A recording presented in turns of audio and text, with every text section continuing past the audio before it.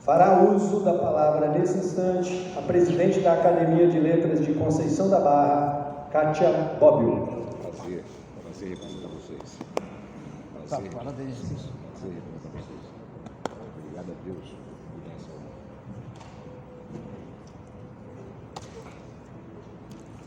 Boa noite. Boa noite. Excelentíssimo deputado, proponente dessa sessão solene, muito bonita. Professor Esther, presidente da Academia, Espírito Santense, Clério Borges e o outro componente da mesa. Carlinhos. A todos os presentes, a todas as academias, boa noite. Boa noite. Vamos falar um pouquinho sobre a vida e obra em cordel do cronista Rubem Braga, do qual dá o nome à medalha. O cordel é uma história escrita com sentimento, pela linguagem dos anjos que descem do firmamento. Sou filha da poesia, do amor e do talento. Sou poetisa e por isso tenho singelo fulgor em transmitir para o mundo uma mensagem de amor. Eu vou falar no cronista e nosso irmão escritor. O cidadão que aqui falo foi figura encantadora, glorificou seu estado, esta pátria sedutora. A sua docilidade fez sua alma sonhadora. Na cidade de Cachoeiro do Itapimirim nasceu. Em 913, sei que o fato aconteceu. Dia 12 de janeiro, Rubem Braga apareceu. Iniciou seus estudos em sua terra natal e depois foi para o Rio mostrar que tinha moral. Foi um homem aplaudido por ser intelectual. Lá no Rio de Janeiro começou a faculdade de Direito, pois o Rubem era de capacidade, mas foi em Belo Horizonte que se formou na verdade. Rubem foi alvo de inúmeras represálias políticas. Atuou no jornalismo fazendo suas autocríticas, chegando a peregrinar em cidades apolíticas. E no Diário da Tarde trabalhou com devoção, fazendo a cobertura de toda a revolução constitucionalista que houve nesta nação. Diário de Pernambuco, Rubem Braga escreveu. Também na Folha de Minas, ele se correspondeu. E no Correio do Povo, o Rubem surpreendeu. Sei que na Folha da Tarde de Porto Alegre escreveu. E no Diário Carioca só fez bonito, valeu. E na guerra contra a Itália foi jornalista e cresceu. Rubem Braga, grande homem do povo, foi servidor, pois dormia e acordava pensando no seu leitor. Tinha na alma o ideal de escrever com muito amor. No ano de 47, Rubem foi correspondente em Paris, Jornal Globo, porque ele era competente, e no Correio da Manhã noticiou muita gente. Reportagens e artigos sobre assuntos culturais, econômicos, políticos, Rubem Braga preencheu anais, transmitindo para o mundo muitos editais. Sei que Rubem Braga foi admirável escritor, falou na imprensa a verdade, foi seu dedo indicador, tinha na alma um jornal porque dele tinha amor. O Rubem Braga escreveu no Paraguai, na Argentina, Estados Unidos, Cuba, no México, fez doutrina, Venezuela, Colômbia e Itália com disciplina. Escreveu também na França e em Lisboa, Portugal, na Inglaterra e na Índia. Rubem Braga foi o tal, fez reportagens divinas embelezando o jornal. Rubem Braga desde moço entregou-se ao culturismo, trabalhava com ardor no mais puro idealismo e sempre se dedicou no melhor do jornalismo. Fez reportagem na Grécia, em Angola e Moçambique. Para a Folha de São Paulo escreveu no maior pique. No ano de 74 foi um valente cacique. Rubem Braga também fez importante cobertura. Foi a primeira eleição de Perón, boa figura, e a segunda de Eisenhower, uma grande criatura.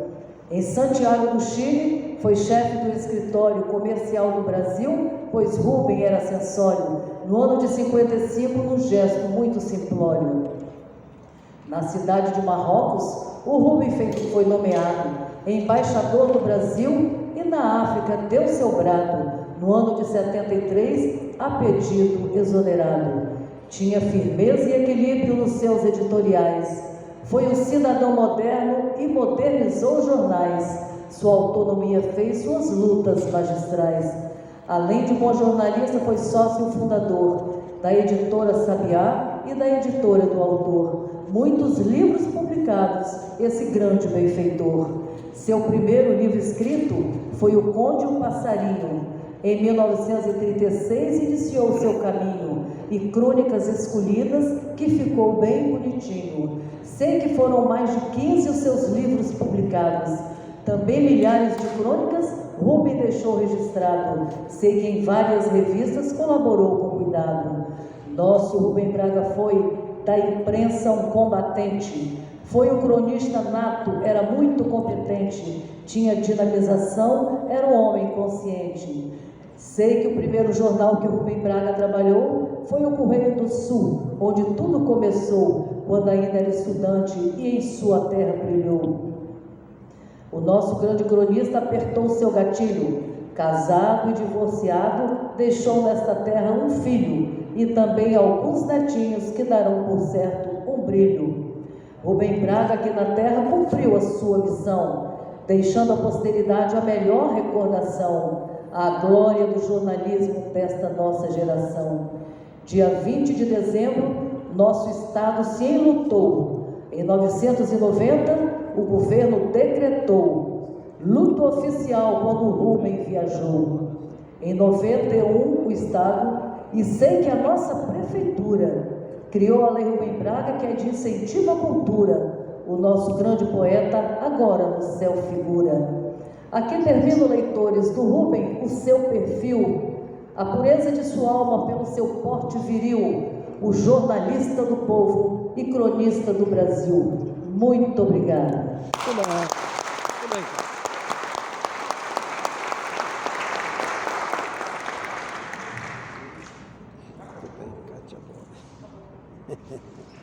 Vai lá cumprimentar ela.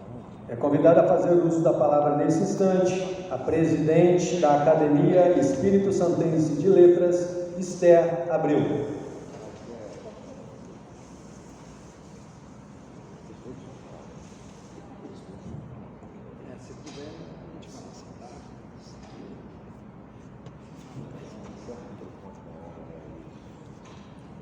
Você fala também? Vai falar não? Na pessoa Você fala? do deputado Torino Marques, presidente da Comissão de Cultura e Comunicação da Assembleia Legislativa e organizador desta cerimônia em que são homenageadas a Academia de Letras do Espírito Santo, cumprimento os demais componentes da mesa e todos aqui presentes. Boa noite.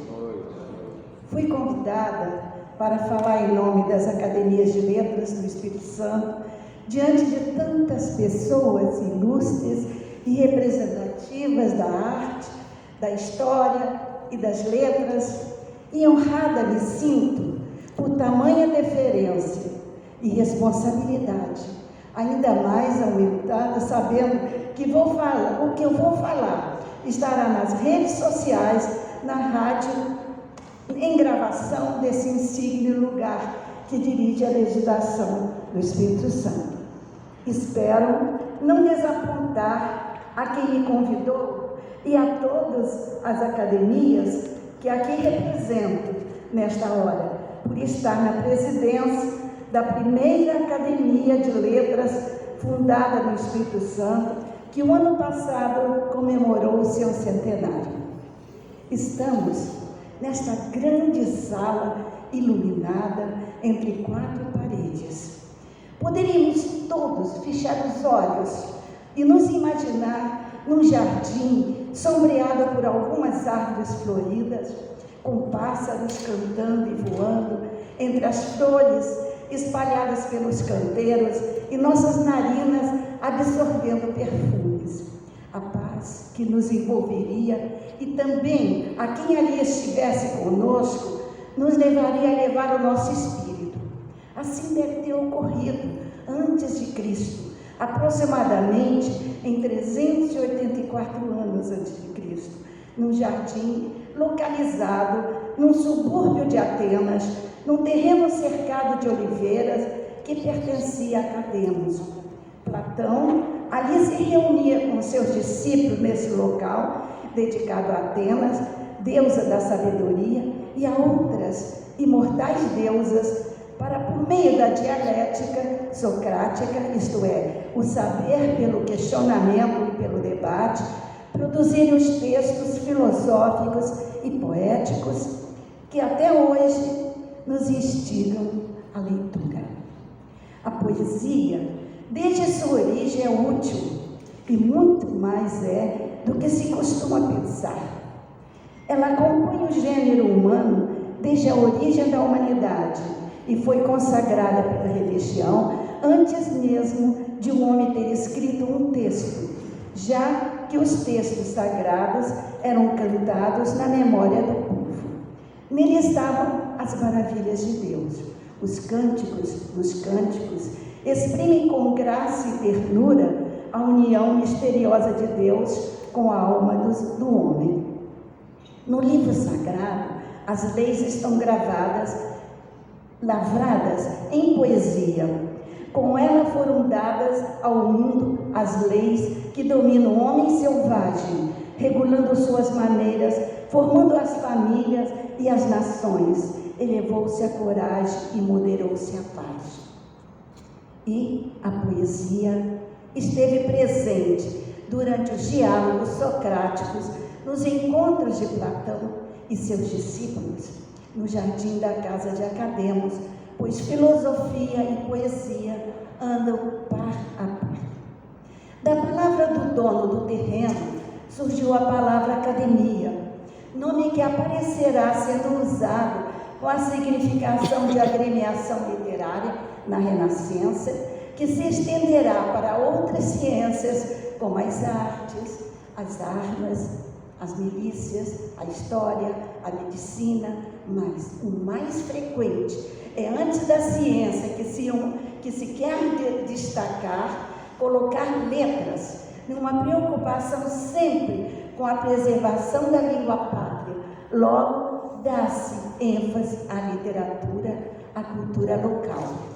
No Brasil, a primeira Academia de Letras, com uma breve duração de 1 ano, foi em 1724. Trata-se da Academia Brasileira dos Esquecidos, organizada em Salvador, Bahia, com o objetivo de dar a conhecer no Brasil colônia os talentos que aqui viviam. Mas foi em 1897, no dia 20 de julho, sob a presidência de Machado de Assis, que se inaugurou a Academia Brasileira de Letras, com o objetivo de incentivar a cultura de nossa língua e da literatura nacional, e que será um modelo das outras academias que surgirão no Brasil. A Academia Brasileira de Letras seguiu o modelo da Academia de Letras Francesa, criada em 1635.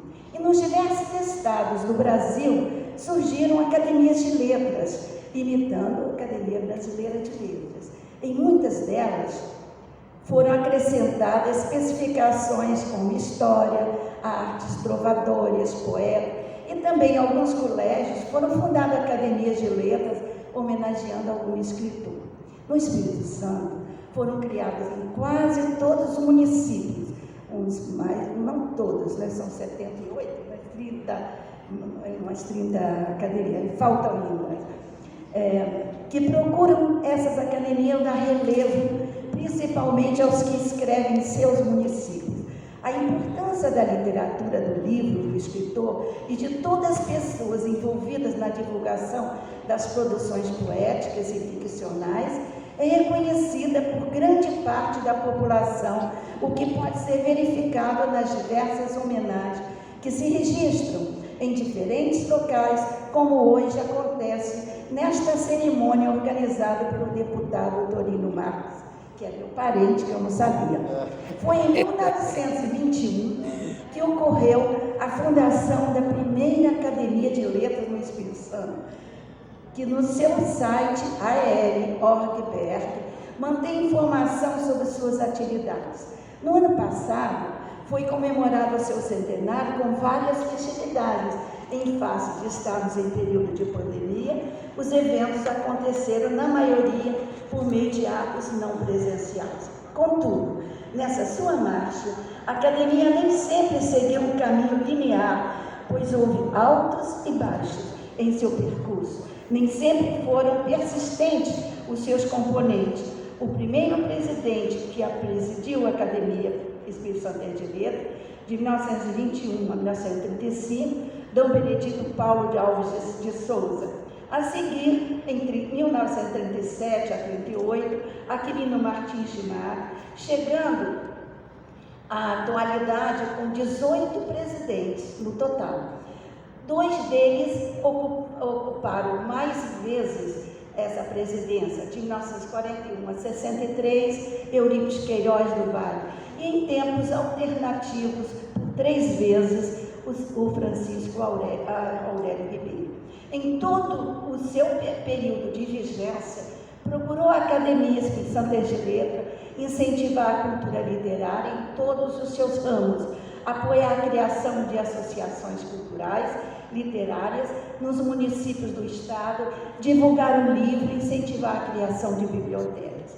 As dificuldades de manutenção e preservação de uma academia de letras é muito grande, mas não difere da manutenção de todos os setores culturais.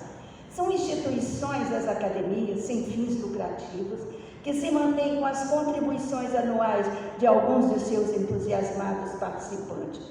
Muitas academias não possuem a sua sede própria, sofrem os embates da existência, mudança de seus sócios, término de vida, situações que levam muitas vezes à diminuição de presenças assíduas. Porém, sempre se conta com novos parceiros que revigoram os pontos frágeis da instituição e são eles que proporcionam a permanência da instituição. Então, algumas param, mas reconstroem novamente, como FEM. Em reunião, esta reunião que o senhor deputado Torino Marques organizou com o objetivo de reunir as academias de letras do nosso Estado e promover os intelectuais capixabas, oferecendo-lhes a insígnia comenda Rubem Braga, é promoção inédita em nosso Estado. A sua realização traz a esperança de ares novos, de crença na confirmação da importância da preservação da cultura e julgamos por isso que é um ato de suma importância social e literária, como foi a demonstração no seu discurso aqui, tão intensivo que foi. Obrigada. Muito bem, professor Esther.